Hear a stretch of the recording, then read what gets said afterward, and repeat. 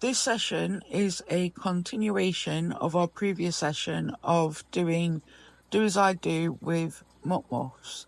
So with Mutt Muffs, the dogs obviously can't put the muffs on themselves because obviously they don't have hands and opposable thumbs like we do. So in the first video, if you remember or look back, it was beginning with the headphones loosely being around the dog's necks and then me moving them as well, taking them off whilst the dog was engaging with me. So I'm still using that principle, but obviously it's not strictly do as I do, but instead it is still imitation training. So if you look up Tapau et al.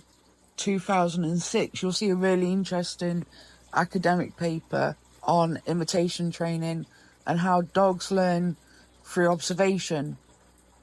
So those of you who already follow me or already know me know that I'm very passionate about collaborative care and dogs having agency and dogs being able to consent to behaviours that we may want to do with them, rather than saying to the dog, okay, this is what I'm going to do with you.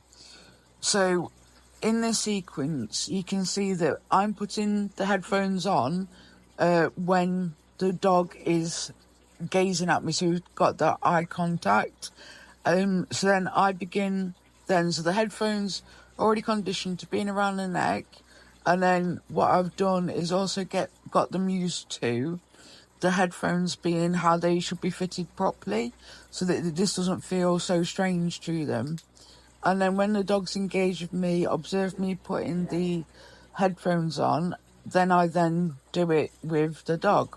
So, for example, how Coda just turned away there, I then prompt the dog, see if they'll look at me, to be able to consent to moving the muffs, whether it's like taking the muffs off the dog or whether it's putting them over their ears. So that eye gazing, that is the essential start and stop button for our session with this training. Very good job.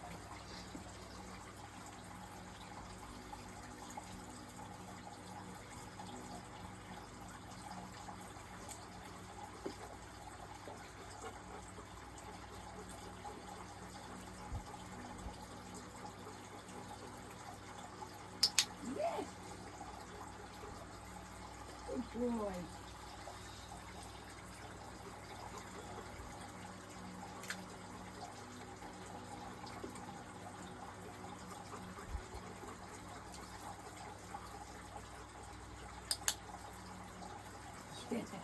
Good boy. So for each different dog, they've obviously all got different temperaments and different personalities. So Django is the most giddy dog that I have. So the durations are different with each dog as well, according to what they can cope with. So with Django, he has a much shorter duration than the other dogs will, because of Django's personality. Because I don't want Django to be over threshold where he isn't enjoying doing the behaviour or he feels uncomfortable. Good boy. So it is really important to know your individual dog.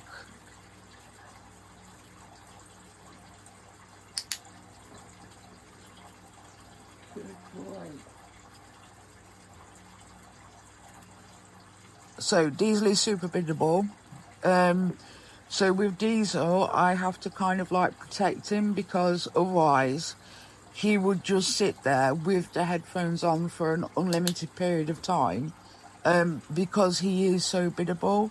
So it's making those decisions for your dogs and knowing your dog. So with a biddable dog like Diesel, we have to still take control as we would with Django, and make sure that we map out what the duration of the session is going to be, because otherwise he's going to be sat there for a long time, and this can poison the queue, it can damage our relationships, and it can break down the trust as well. So Diesel's not going to trust me with this behaviour if I'm just going to put the Mutt Muffs on and then kind of leave him to it, sort of thing.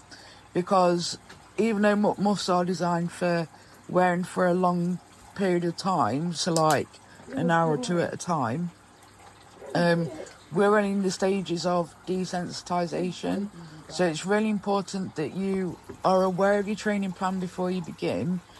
Shaping plans are incredibly helpful, and I'll be doing a blog on shaping plans soon. But if you lay it out before you actually do your training session, then you're aware of what you're working with.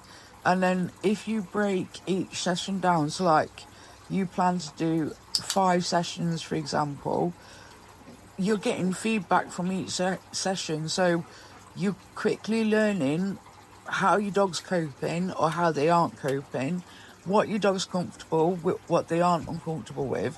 So when you've like outlined your sessions, you can then change your sessions accordingly according to your dog's feedback.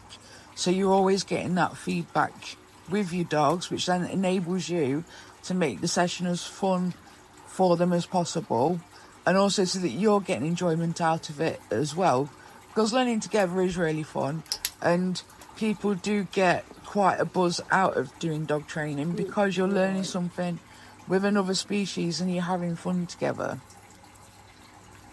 Good boy, yes. Very good job.